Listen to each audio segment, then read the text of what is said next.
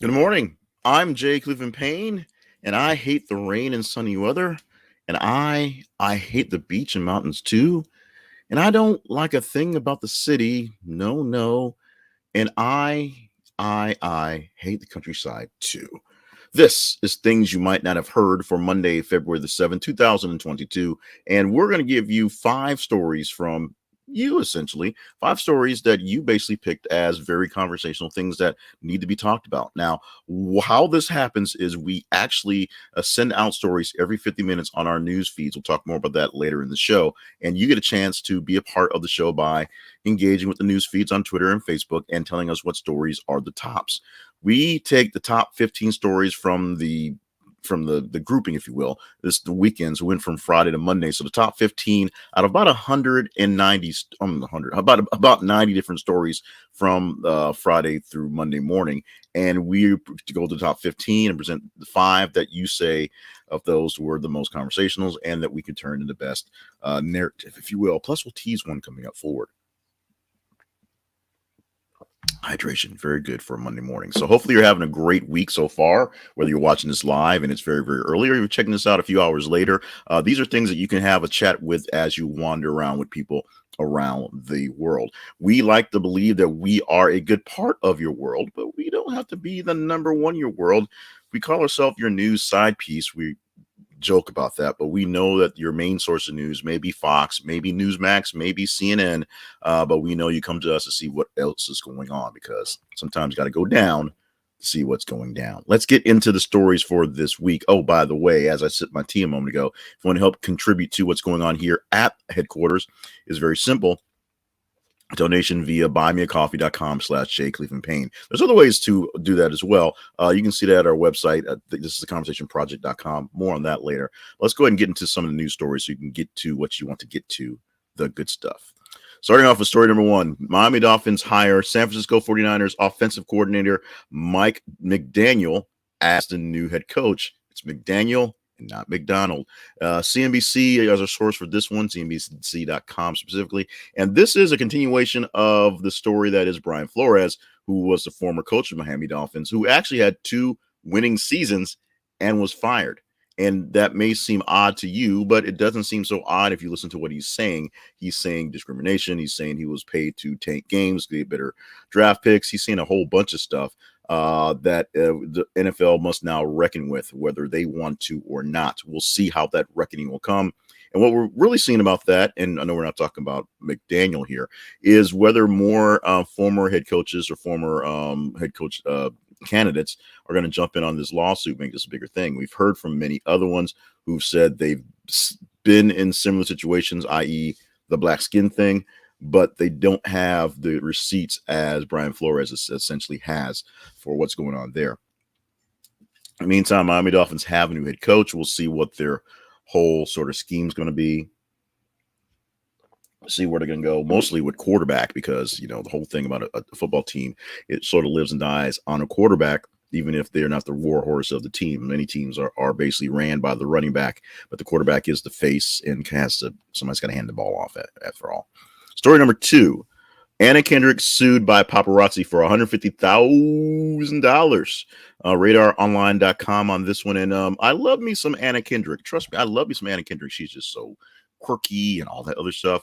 But what she's doing here is a little bit of a head scratcher. And what the paparazzi is doing also kind of on the, because what she's being sued for is for publishing her own pictures, keeping other folks out of making some money, which, you would think you have the rights to publish your own stuff, and you do. But like I said, the paparazzi makes money by walking around with walking around with cell phones, getting calls that somebody's eating dinner someplace and showing up and snapping a bunch of pictures for other magazines and publications, whatever's out there. But Anna Kendrick published some stuff of her own, and then the paparazzi's not so happy about that. Read deeper in this one because it's a little bit more complex than that, but it basically comes down to Anna Kendrick is being sued because the paparazzi's not making money off of pictures she published or had published of her that wasn't done by the pros who drive around with beepers They don't have beepers anymore. I don't want to saying it.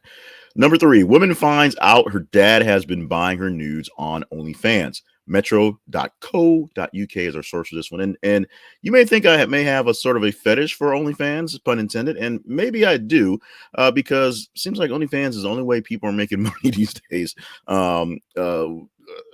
making any real money or making big money. So at some point, we'll all be on OnlyFans. But here's a woman who's making money on OnlyFans, but finds out that part of the reason why she's being supported is that her pops is supporting her by buying her stuff on OnlyFans. Now, this is a case of going to the extremes of being supportive to your family. Remember, Chris Rock famously said, your job as a father is to keep your daughter off the pole.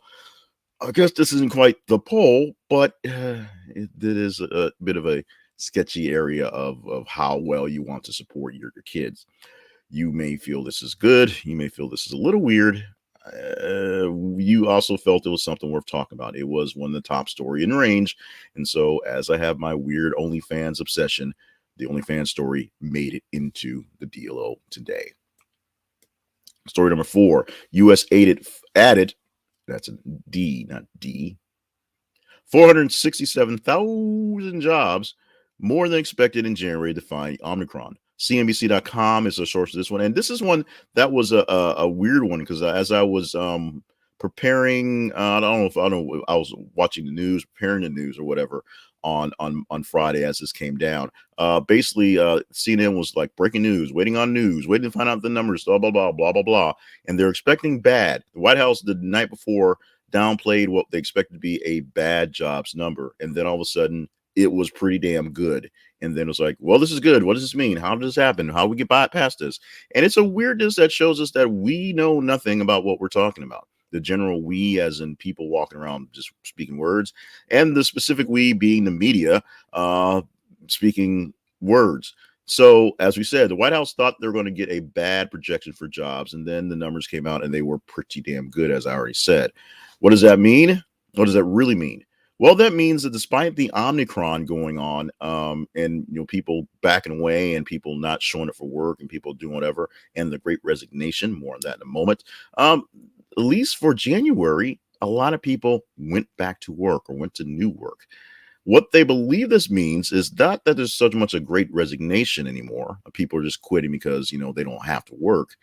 There's a great upgrade in work where people are actually leaving lower jobs to take on upper jobs. Part of that comes from people leaving jobs because they're just sick and tired of it. And so there's more incentive for employers to give more benefits, give more love, if you will, to those who will come to work.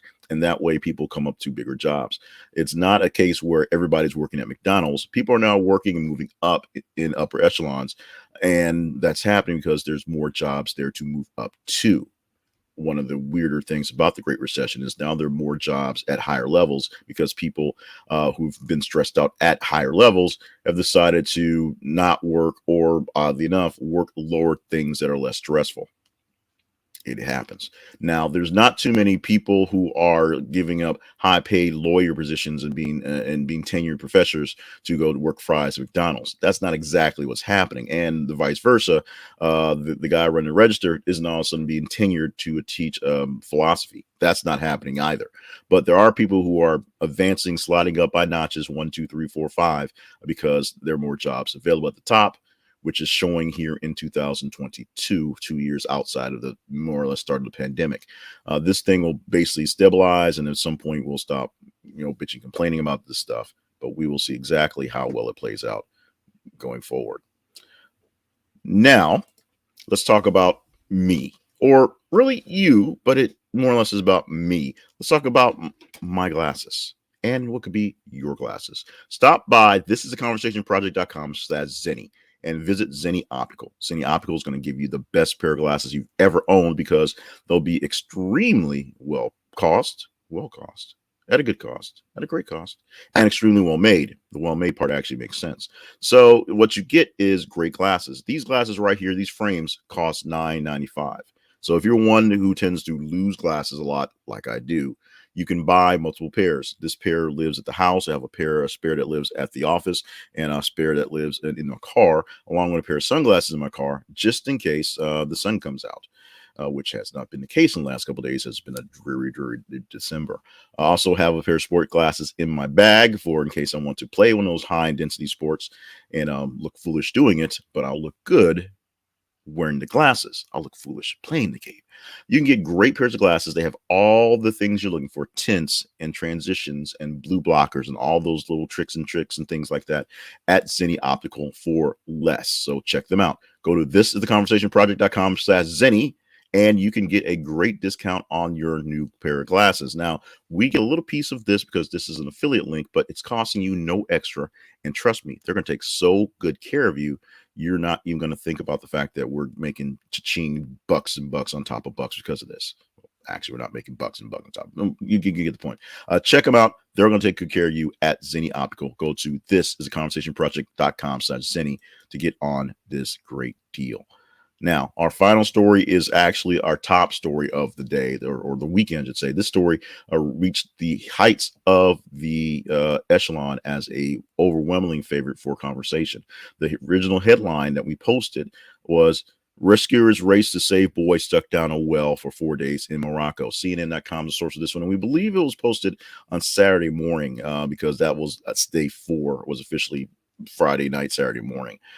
The sad part of this was hours later, there was the happy part was hours later, there was a rescue. And then hours after that, what made it sad was the boy died on the way to the hospital from the from exhaustion and wounds from being down the well for 4 days. So this did not turn out to be a happy ending, but it did get a chance to rescue the young boy, pull him out of the well and try to save him. Unfortunately, that did not happen. So we end more or less on a sad note, but pointing this one out, we may do stats as we grow in how we're going to present this. This was a top story for the weekend, this headline right here, and we're just adding on the fact that we had to add the extra headline that the boy did not live once he was pulled out of the well. He died on the way to the hospital from his injuries. How can you be a part of things you might not have heard? Go to the website, thisistheconversation.com. Actually, go to the website, thisistheconversationproject.com. We changed the URL, and we're trying to do some upgrades there. Changing the way things are formatted. The formal headliner, if you will, was 8 things to talk about, which may or may not return based on time and culture. But right now, we're going to get to the point where we're going to actually update these things, put them up. Trust me, it's been busy. There's a coronavirus going on, if you hadn't heard. You can also go to buymeacoffee.com/JClevelandPayne, and that way you can, for the cup of coffee, buy me a coffee or put a little money in my cup, which today has black tea, and help support all things that are J. Cleveland Payne, all things that are More Better Media, and all things specifically that are things you might not have heard. So when you go to buymeacoffee.com/J. Cleveland Payne, let me know what you're contributing for. It's for things you might not have heard or something in particular, so I know where you want that coffee money to go to. Also, follow us on Facebook and Twitter. Facebook.com. This is the Conversation Project, and Twitter, @_conversation. When you follow us there, you will see that every 50 minutes or so, we didn't quite make that on the weekend. We missed a couple hours, so it wasn't quite 93 stories. But every 50 minutes or so, we're going to post a new story on the interwebs inside of these things, and you will see exactly what's going on and what you can be a part of. So you just like, love, hate, share, engage with the stories, and the more engagement the story gets, the higher chance it gets to be into that top 15 range. There'll be about 33 stories or so that we'll choose from for tomorrow for a Tuesday edition, from Monday morning to Tuesday morning, and then we'll take the top 15 as well. So there's a better chance of that story you love being there as opposed for the weekend. It's a lot of stories to go through the weekend, and see you there. Now, we also tease a story that we might get to, and that's based on of you. So there was a couple ones that popped up, but this popped up like as I was listening to the news, as I was getting things set up. So I decided this is the one we're going to tease, and this is Donald Trump quietly making millions from coffee table book. Now, Donald Trump and books have not been all that grand, if you will. The books that make big money are the books that call him stupid and call him evil and call him a weasel. Now he's making money on his own, selling books to mostly people who love him with a coffee table book. Coffee table books still exist. Yes, we still have these things. And the cool thing about this, or non-cool based on who you are, is the fact that based on all the research on the books, every single page is filled with not just beautiful pictures of Donald Trump over the years, but plenty of digs at people that Donald Trump hates. So he may not be on the Twitter sending the zingers anymore, but if you for the price of a coffee table book, you can still get that Donald Trump sort of love directly into your brain. I'm not sure I can deal with it in my brain, but this is one that's going to be posting in a little bit on the interwebs via our websites. This is a conversation. Facebook.com, this is Conversation Project, and th_conversation at Twitter. So if you want to follow us there, you'll see this. If you enjoy this, you want to chat this one up tomorrow, like it, love it, hate it, share it. We'll go deeper into the story if that is what you choose. Oh, by the way, teaser song for the day, Everything About You, which as it runs to, the next line is, of course, and I Hate Everything About You by Ugly Kid Joe. It popped up on 80s on 8 yesterday, and it was, I had to do this. We are doing the best we can with the song. So if you want to put out a teaser song of your own, just send it to me. Send it to me at J Cleveland Payne, and we will see what we can do about that. And you'll get some attribution if you pick a song. It's that simple. But the attribution you get today is for being a great supporter of the news and news information. So thank you for stopping by for things you might not have heard for Monday, February the 7th, 2022. I am Jay Cleveland Payne, and we're going to do our best to do this thing again tomorrow, picking 5 stories from the batch that you said were most conversational. Not quite what Wolf Blitzer had to say, although he probably talked a bit about some of those, but he kind of got stuck on, coronavirus, Donald Trump, Chris Christie. Chris Christie was in the news this week. So these are the stories that you told me, not them told me, were the big ones. So thank you for telling me. Tell me some more, and we'll do it all again tomorrow with more things you might not have heard to get your day started and give you something to chat about throughout the day.